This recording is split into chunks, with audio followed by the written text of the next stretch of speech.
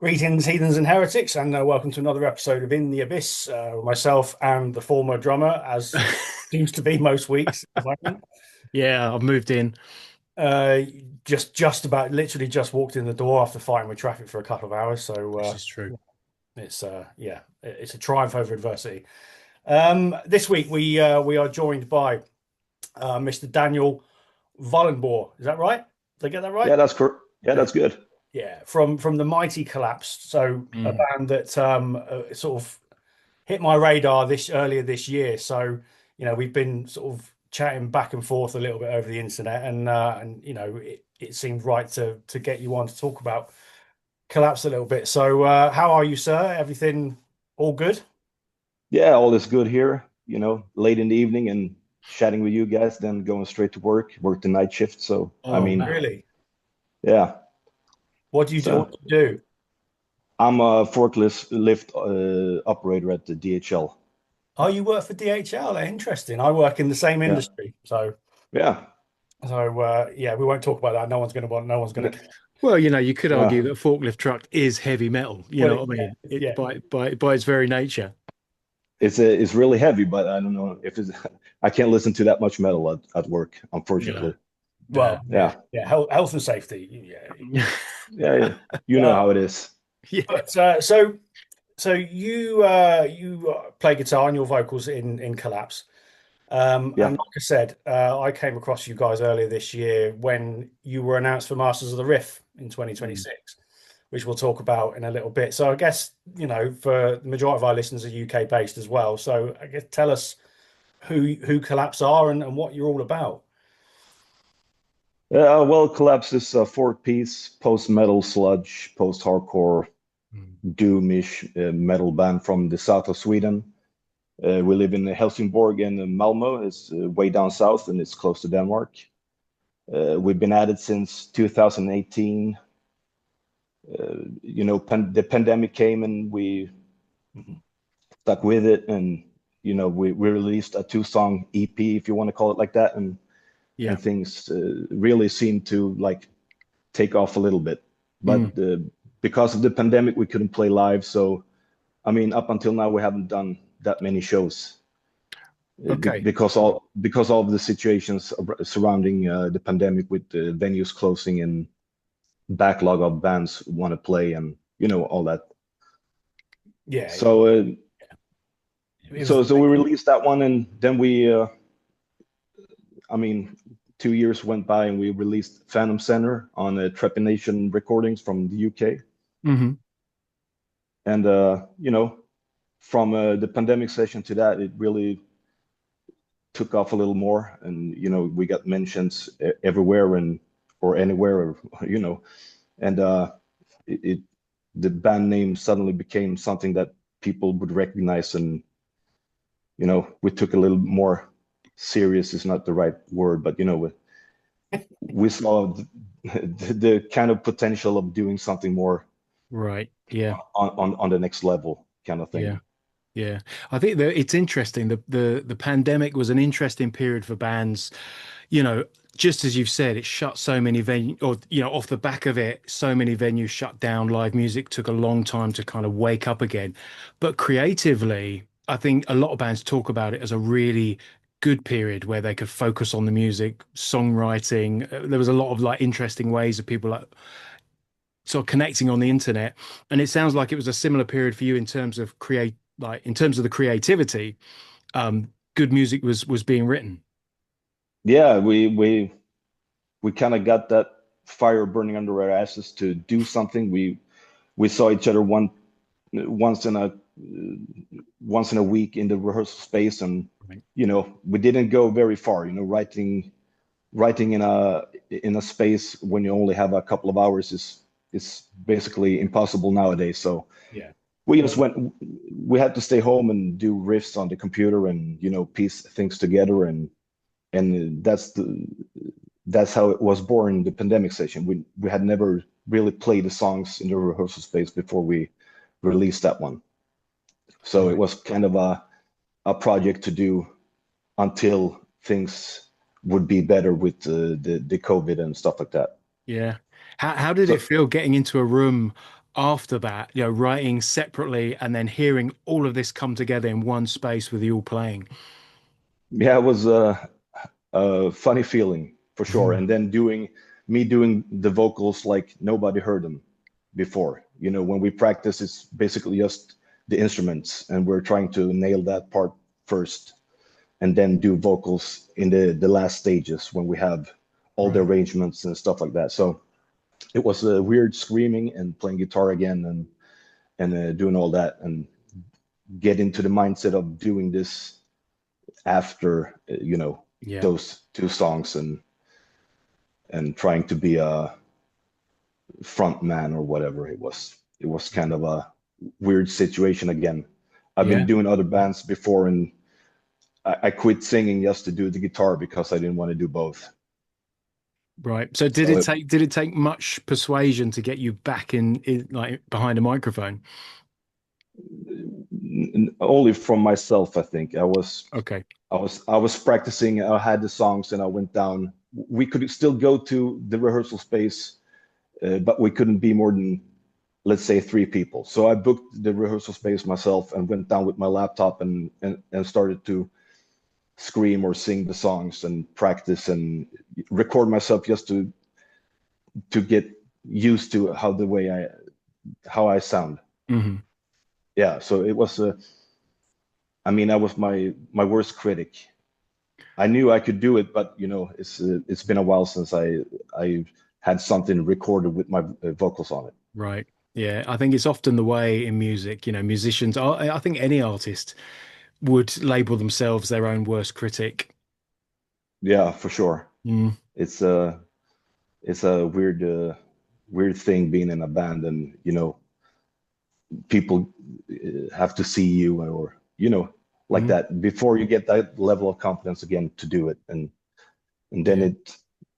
then you just do it. I don't know. There's no really Yeah. not an easy way to practice for it, just Yeah, by throwing doing it. yourself in. Mm, mm, mm. It's interesting you used the word confidence there because to draw people's attention to the music, if there's one thing I think that Collapse sounds like, it's confident, it's oppressively heavy, it's a big sound, you know. It's one of those, but I guess something that I think post metal does really well, post hardcore, post metal. That the sound that just sort of sucks the oxygen out of the room, and there's a lot of that going on with Collapse.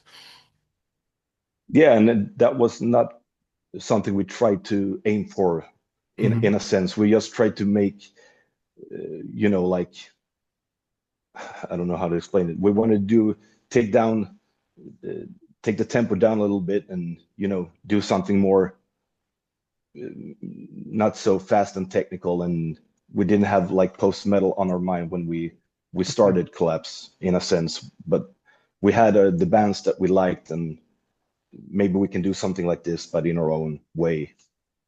And I mean, it grew heavier and heavier every time we do something, and now we just started to get back together and write for future stuff. And I mean, it's not heavier, but we're trying to look at the other parts as well, to have a little more breathing space, and Yeah.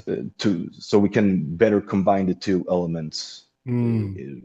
in a way. It's interesting you say that because your newest record, my first playthrough, I think as much as I've just described it as very heavy, but there's also this kind of almost like a seductive sort of optimism that's just woven into the music as well. Is that something that you put in there, or is that just me that's what I've taken from it? That's a good question. I never really never thought about it that way. I mean, the lyrics always comes last Mm. for us, anyways. It gives me a little more time to think about them and do structures around it and practice it. And I mean, I don't know if it's vocally or some of the leads and Yeah. the ambient stuff that makes people like go, yeah, this is really sad, but it's also comforting or something like that. Yeah. So yeah, I don't know Um, really. It's just it comes out in the end, and when I mean, we had all the parts. We recorded most of the album ourselves, besides the drums. So we had heard it a couple of million times, and then we sent it off to the mixing stage. And when we got it back, the first mix almost nailed immediately, and it was the complete opposite what we had recorded. He took it and made it like super aggressive. Right. And at first we aimed for a little bit more, you know, not that heavy, distorted sound, but a little bit more open and listenable, I guess. But he took it and he heard something and he just went with it, and we were happy he did because it fits the songs so well. Right. Yeah, I think the atmospherics of the album are really important. I remember going back over 20 years when I first heard Cult of Luna, when they first crashed onto the scene, really. Yes, they were crushingly heavy, but it was also very atmospheric and there was a lot of mood. And that's the same thing that I got from the first time I listened to Collapse this year. I was thinking, yes, this is heavy. And there's loads of post-metal around at the moment, and I love most of it. But something really, really clicked with just, I can't even describe it. I know that doesn't really help the conversation, but I can't really describe what it was, but not just crushing heavy. Mm. You know, I can sit and I can listen to it while I'm doing some work, or I can listen to it in the car when I'm doing 80 miles an hour. It works both. Yeah. Yeah. I think, going back to what's just been said, there is a blend there. There's other things like, for me, there's something about, like you said, the solos, or when the guitars come in that sort of higher register sometimes, and it just gives it this warmth, which I think is a really beautiful thing. And for me, it's something that sort of post metal and black metal have in common is, I think they're often talked about as these super hyper aggressive genres, but I think there can also be a lot of beauty in there as well. And I hear that in your music. Yeah, I agree. And we have started to thinking the other way, that we have to do it probably as simple as possible and not overthink everything. Because when you do the most basic stuff, it sounds almost always the best. I don't know why. You try to add and add and add, and you can't hear anything in the end about what you were trying to set out to do. So we have been forcing ourselves to go backwards a little bit and Right. not overthink everything, that it has to be super heavy or dissonant or whatever. So we just have to get the feeling of a rhythm or a song or a structure, and like work back to basics, I guess. Like do the simplest of things and see where it goes. So that's the biggest challenge for us right now, to Mm. not overthink everything. Well, going back to the start then, the four of you, did you all know each other before? What are your musical backgrounds? Have you all been in previous bands? Yeah, basically me and Peter, the other guitarist, who's also the founding member, we've known each other for 15 years. Right. And I met him through our current bass player in Collapse now, Alexander. Mhm. And he was a driver for my old band. We went around Europe, and he was a driver, and also we knew he was a really good guitar player. And later down the line, he joined that band he drove for on bass, and then we split up in 2009, I think. Okay. And I went on a little bit of a pause doing music, and he as well. And for some reason, we just started talking again, and out of the blue, we went to a concert, and I said to him, I think it's time to do something. And I had a small idea what I wanted to do, and I didn't know if that was his cup of tea and stuff like that. So we talked on the trip home, and decided to get something together. And then the drummer I played with, and the ex-bass player I played with, and known him for 25 years. So yeah, we all know each other. Right. Good. Yeah. And presumably you're all geographically quite close to one another.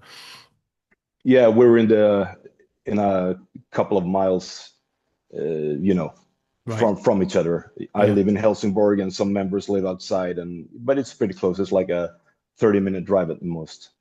Mhm. The other thing I wanted to ask as well is, obviously you've changed your name slightly. You're still known as Collapse, but you shortened it to KLPS, because Yeah. there's obviously the Danish band Collapse as well. What was the thing? Because am I right? You came first. You were a band before they were. No, actually they came first. Oh, they did come. All right. Okay. Yeah. Right. So the name Collapse has been with me since forever. I wanted to do something, and it's from the Cool. Breach. It's from the Breach album. Spelling Collapse with the K, like in Swedish. Right. So I had that band name on my mind for a long time, and actually had a different name for this project to begin with. And we talked about it, and it was like too long, and people would not get it and stuff like that. So I just said Collapse, and everybody liked it, and I showed them the spelling. It was before the backslash in the name. Right. Yeah. And so I went, of course, out on Google and Google it, and I basically could find a Danish band with that name, but nothing said they were active anymore. Okay. Yeah. For some reason. So I thought, well, I don't care. I want it. I had that name on my mind for so long. It would be a shame to not use it in any sense. And then we got contacted, not by the Danish band, but people around, and said, there is a Danish band called Collapse. And I was like, oh, they're still around? And they're like, oh yeah, they're doing another album soon. So Okay. So I went back and added the backslash to the name, because we have both the lyrics are both in Swedish and English. So I took the name and made it a hybrid in, you could read it as Collapse like in Swedish, and then /E Collapse like in English. Right. Yeah. Yeah. Very cool. That was the reasoning behind it. And time went on, and they kind of blew up again, and did like cool tours and stuff like that. And sometimes we got tagged, and they got tagged in our social media accounts. So it was like I had been doing this, like spin off on the famous New York hardcore logo with the KLPS. Yeah. And which I really like. I think it's quite striking. It looks really good. Yeah, it came out really good. Thank you very much. But the other guy, one of the guys saw it and said, "Oh, we need to do merch like that." And I was like, maybe we should just do a name change. And okay, like Collapse. And if we just type Collapse afterwards, people will still understand it's supposed to be pronounced Collapse. To just further ourselves from the Danish band, because when you see KLPS, you don't really think about a Danish band called Collapse. Yeah. In my mind, at least. No, Yeah. you don't. Have you ever met the two bands? You played together? Or No, we talked about it, but unfortunately, I think their guitarist is sick right now. So okay.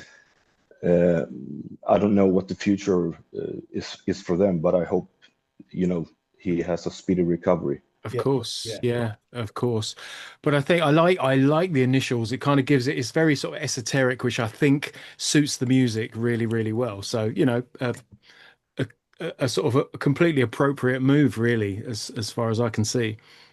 Yeah, and also if I just to end that a little bit, I was also inspired by another Danish band, LLNN, for Right. the kind of the idea course, of So I can get it out there. If they want to talk about it, they can call me. So you mentioned that the band you haven't played live much, but you are doing shows. Is that how has that been? Have you been doing like festivals, or are you just doing club shows? What does a Collapse show look like? Oh, I think we're up to I think it's like 12 shows since after the pandemic, since 21. I think it was our first show. We played one that year, one the year after, and then it's been growing gradually. And sometimes we get asked, and most of the time it's me that writes promoters and other bands that we kind of know in this social media landscape, to ask if they want to do something together and stuff like that. So, but I mean, yeah, how to describe a Collapse show is a lot of lights. We bought some lights to like really get you in the mood. Right. Strobes and stuff like that can be a little bit annoying for your eyes in the beginning. but we're still getting used to it. And Is that for the band or the audience? it's supposed to be for the audience, but I think it's become like the fifth member of our band since we got it, because we have Right. we programmed the lights to follow the music. So I mean, it gives you a whole other sense of the live experience. Yeah. And since I play guitar and sing, I can't really run around that much like I used to do when I just played guitar. So you need to have something more, visible Mm. or visuals to rest your eyes on. I think I'm not that interesting to look at. But I understand what you mean. It's just creating something memorable, to visually engaging that just sits with the music. Yeah, it's important. I think that's what makes a show a show. Yeah, that's what we aim for. We want to do something. I mean, we don't play that much live, and when we do it, we want to do it not for just the audience, but we want to do it for ourselves. Hmm. So Hmm. that's what we try to create a little bit more than just go up and play the songs. And in this, this genre music, I think it's important to help that along a little bit. I mean, I saw Neurosis in, I think it was '97, and it changed my whole Right. concept of live music when Right. they had the live visuals and the samples and like the spinning Christ symbol. And I mean, I never seen anything like it since or after. I mean, it changed me, and I became a diehard fan of Neurosis, and I mean, it's been that way since that. And so I mean, the post metal has it's been with me all those years, but I never did a kind of a post metal band until now. Right. Right. Well, you've just put a video out on YouTube, haven't you, from a recent show, Yeah. which I think gives I watched it earlier. I think it gives you a really good idea of what your show is all about. The video is quite sort of dark and grainy, and it really, yeah, it excuse me, it amplifies what you do. And from just going from that video, I'm really looking forward to seeing you guys when you come to the UK next year for Masters of the Riff. So this is I'm assuming this is going to be your first show in the UK, going by the fact Yeah. you've played 12 shows. Is it first show outside of Yeah. First show out of Sweden. Yeah. Wow. Wow, it's a Uh, bigger deal then. yeah, it's a big deal. And Yeah. I was very surprised and very honored and very, I got lost for words when we got the question to come over. And so that was really nice, and we really appreciate that so much, to be able to go to London and that festival that's been around for a couple of years. And Yeah. Yeah. it seems like it's for a selected few. The venue takes like 350 people, so I mean, it's Yeah. gonna be something really special to be a part of. I mean, it's not like a huge festival with 5 days and 12 million bands, and it's easy Right. to get lost in all in the noise and static. Yeah. So it feels like this one is a little bit more important than a regular club show, if you get my I if you think know what so. I mean. Yeah. It's a bunch of loyal fans, and you're going to have everyone's full attention. I think Yeah. that's the beauty of it.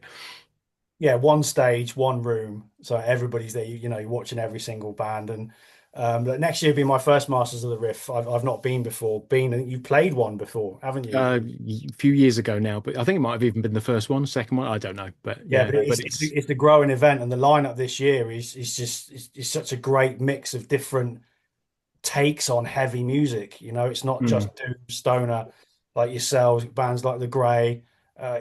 Lots and lots of different things going on. It's a really, really cool lineup, and yeah, we'll be there, beers in hand, Cool. mm, Yeah, mm. for sure. through the Yeah, wall. yeah. It'll be But good. I guess it's also a big decision to make, because touring isn't easy for bands these days. It's not a simple thing just to kind of jump over, do shows. Most bands we talk to on here are juggling day jobs. Five different people, five different schedules, or however many people are in any particular band.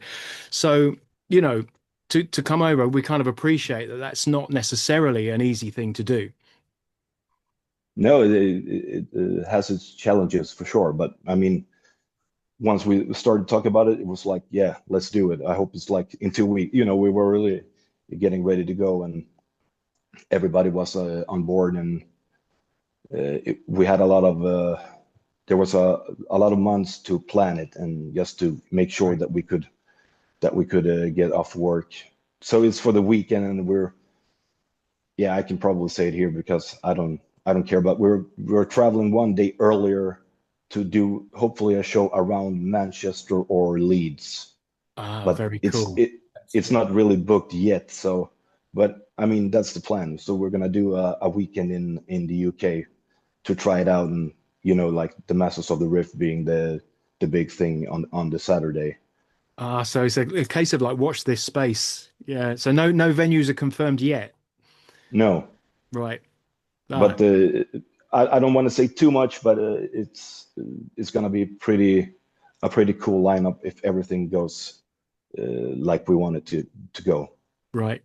Yeah. For the Friday, I mean, not the Masters of the Rift, but for the Friday. Yeah. Obviously, you know how the show helps you financially, doesn't it? Which is the biggest challenge for any touring band now is right. How much is this going to cost us? It's hard, and it's not going to be easier, is it? No, not at all, because you don't really. They want you to play, but you can't really get what you deserve, but to break even. If you break even, that's you know, that's good enough. But sometimes you have to, you know, it's merchandise, it's renting vans, it's you know, petrol, gasoline. You say petrol? Of course. Petrol, yeah. You know, everything like that. Money. Yeah, it's money from your own pocket instead of, you know, like having some big corporation or whatever you want to call it that supports you by going on tour. Or of like course. Big bands, you have the buy-ons where the smaller bands pays for the big band just to get exposure and stuff like that. Yeah. So yeah, it's hard, but you know, we try to do the shows that we can, and so that we're not financially held back, you know. Of course. Well, the UK isn't making it easy for international bands now. I heard. We can only apologise for that, but it's not your fault. But that's been when you get here, I'm sure it'll be worth it. You know, like you said before, experiences, and that's what it will be. Yeah, for sure. Yeah. But that's been the word in Sweden anyway. It's about England or the UK for like the past 20 years. I know people that have been coming over play, and you know, the promoter walks out mid-set and you never see any money, and you know, that was something that was happening a long time. I don't say it's like that now, but I heard a couple of stories from people I know that been played in England and UK, and that's interesting. And you kind of hear those stories along the way. I think what's really encouraging in the UK at the moment is there are a lot of sort of particularly in heavy music, a lot of grassroots movements to get to keep these shows going, to keep a scene going. You know, in all the major cities, really. It's like, you know, you mentioned kind of Leeds and Manchester, I think it was, and you know, in London we have our own sort of versions of that, Masters of the Rift being one of those things, you know. So it's good, and it's really encouraging to see. And I wonder if the scene is the same, you know, in your homeland. Well, to call it a scene is a exaggeration, I think, but you know, there are small venues left, and there are some really good ones. The ones we played this September, Club Friday, you know, Fredagsmangel. Sorry, I couldn't find the right English word to translate it, but they are doing really good stuff, and they are stand-up people, and you always get you know, all the information that you need, and there is no doing stuff behind the curtains and stuff like that. So if people in England want to go to Sweden, that's one place I would check out. It's in Stockholm, so it's a major city as well. Cool. And there's a little bit in Gothenburg and places still, but I mean, there's not really a scene, and not many Swedish bands are out playing that much. You know, it happens a few times a year, and then it's kind of dead quiet. Right. It's Yeah, but unfortunately. from our point of view, that just seems crazy. That in the late 90s, I stumbled on Swedish metal in a big way, In Flames and At the Gates and Soilwork and all those melodic death metal bands in the 90s. And like we look at the Swedish heavy metal scene in awe. You know, we just Yeah. assume that it's just everywhere you go, there's metal shows on and there's metal bars and everything's heavy metal, but it doesn't sound like that's necessarily the case at the moment. No, and it hasn't been for a long time. I think something happened when, all the youth clubs went away, Yeah. Okay. because they always provided you with a stage. And it was usually more often it was like a drug-free event and stuff like that. But nobody cared because people went out to see music and listen to music and meet friends, and you could go afterwards and drink a beer, or you could sneak one in or whatever. Right. But Right. then the government decided not to like put any money into stuff like that anymore, so they closed Wow. pretty much every single one of them in Sweden. It was like 20 years ago. Wow. So going from, let's say, 1,000 places to play to like 10, you can feel the effect of that. And then you had clubs, metal clubs, but a lot of them since the pandemic has been foreclosed, and people don't go out and people don't want to buy tickets in advance, and all that stuff, Yeah. And we also get older. Yeah, I think. I mean, I don't think a lot of kids in their 20s or like that really feel like live music is something that you need to pay for, or or they feel differently if it's a festival, or I don't know. Yeah. But something like that. So I mean, I know I've been talking to people from all over since the last year, and everybody's like, oh, the Swedish metal scene and whatever, and I'm like, yeah, it's good, but there is no scene. We have a good legacy, but we don't really have a scene, in my opinion. Okay, yeah. And the other thought I had listening to you there was all those spaces, so the youth clubs, metal bars and metal clubs.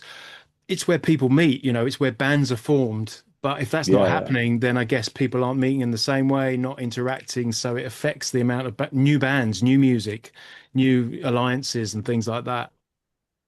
So, for sure. In our town, there are like where we have our rehearsal place, they have a lot of vacant, spaces. So they're like they want bands to form and come in and use the spaces, but I don't know if they're interested in doing music the hard way and making $0 for a long time. When you can yeah. do the Avicii DJ stuff. I don't know. No, I think it's an interesting point. I've used rehearsal rooms in the past, and the last band I was playing in, our singer made the comment. It's like there are no young people in these spaces. It's all older guys, kind of like doing what you do and doing their own thing. But it doesn't seem to be the case that there's a younger generation of bands coming up and using those spaces, which is interesting. I don't know if that's maybe everyone's moved online and they're making music kind of like that, or what it is, but it's noticeable. Yeah. I think the online thing has been kind of taken over. People don't really want to meet each other anymore, and like exchange ideas face to face. It's like, yeah, I've been hanging out with a friend. Yeah, what did you do? No, we were on TikTok talking or something like that. I mean, Right. Yeah. the landscape has changed so much since Yeah. Yeah. It's true. It's a I little myself was a teen. yeah, long time ago for me. It's all a bit depressing. Yes. So let's move it on a little bit. What about the Sure. future for Collapse then? Because you're playing the UK next year. Are you trying to get out to the rest of Europe as well, play some more shows, see what's out there if you're not getting a lot of luck in Sweden? Yeah, that's pretty much the next step, to go to like Denmark, Germany, or whoever will have us, and if it's doable, and we were, like do more live shows and like simultaneously write new music for the next release, whenever that is. So I think that's what we're planning. We don't have anything, like set in stone at the moment, but we're talking to a few people here and there Good. about doing stuff. So if they will have us, we will take a look at it for sure.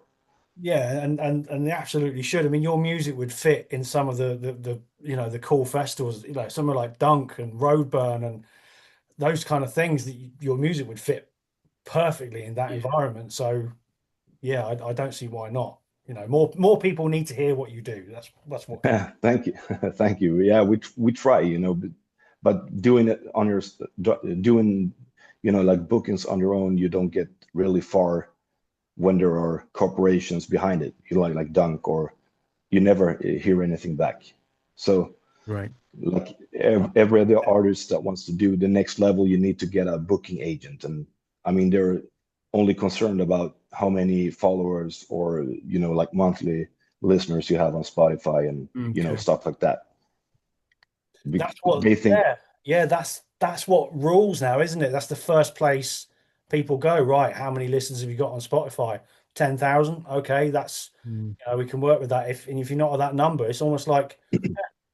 But where it's not the be all and end all, right? There's huge amounts of potential out there that people may not have heard. So just because 10,000 people a month are not listening to them on Spotify doesn't mean mhm, it's not there. Sometimes you have to take a chance.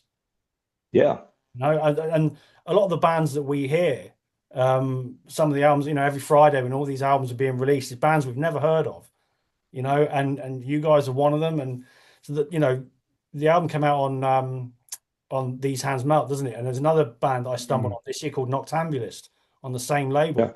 yeah. Yours and theirs, two of my favorite albums this year, and I'd never heard of either of you before.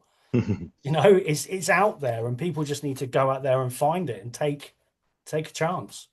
Yeah, and just to add to that, the quality bar is up here. It's Yeah. really good music as well. It's worth hearing, and that's why we're talking about it here. Yeah, thank you very much. And people also needs to like watch shows like you and other podcasts, because they often find, bands from the underground that nobody heard of, or like, yeah, and they did an album and let's talk to them and see who's behind the music and stuff like that. But people need to, if they're interested in music, they need to watch also, because I think podcast has been a real game changer for music like we Right. do. And for Yeah. our band, we have been very fortunate to be invited to a couple of podcasts. And I mean, maybe not 10,000 viewers, but I mean, you get a chance to potentially reach everybody because it's on YouTube or Yeah. wherever you want to put it. So, I mean, I think bands should embrace that more and try to get in with that. And also, the written word and fan signs and e-signs and whatever. I mean, they're not like that common anymore, but it's a good way to be out there and be seen, because Yeah. there's, so as you say, there's so many good bands, and there are so many bands, and there's so much music because of Spotify and Apple Music. And I mean, it would be impossible to find all the good ones. Yeah, Right. it is. Right. When we hear something we like, we want to tell the world about it. Yeah. Yeah. I think I think that's something that heavy music has always done really well, is Beautiful. used its sense of community, whatever ways we talk about what we like, we talk about the music. It goes way back to the old tape trading days in the 80s. And like this is kind of like the modern equivalent for us. It's like talking about and sharing what you've heard and what excites you about music. It's an opportunity to do that. And I think heavy music has always really benefited from word of mouth and just people sharing what they enjoy. Yeah, for sure.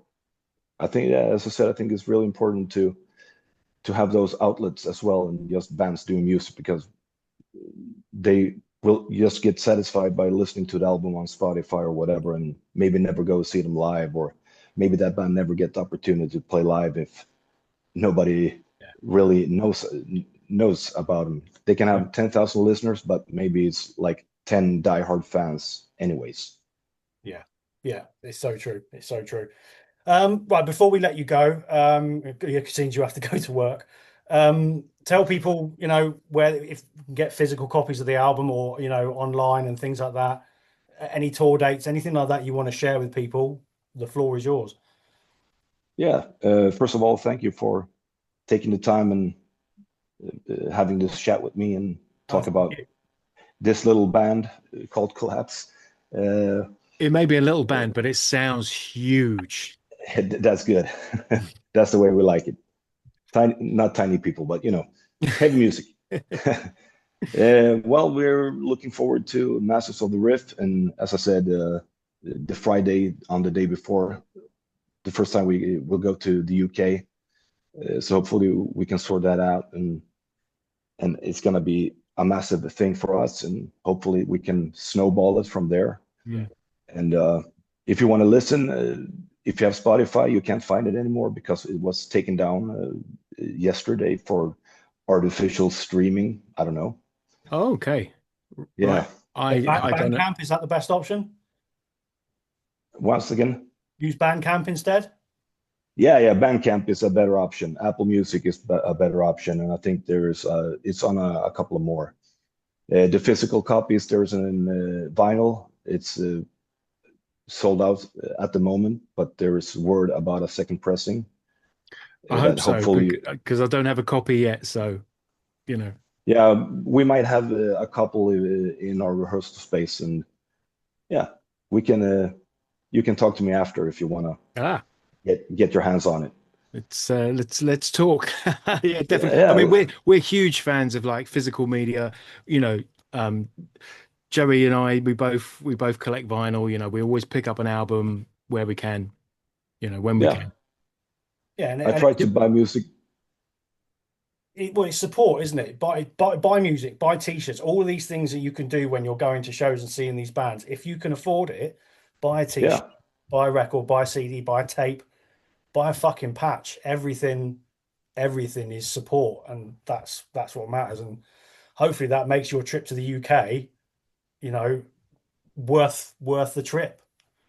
Yeah, that's the thing. When you buy it from us directly, it goes to our band, and so we can buy for recordings and do more merchandise because everything is self-funded. So there is no other guy or company that get their hands on that money.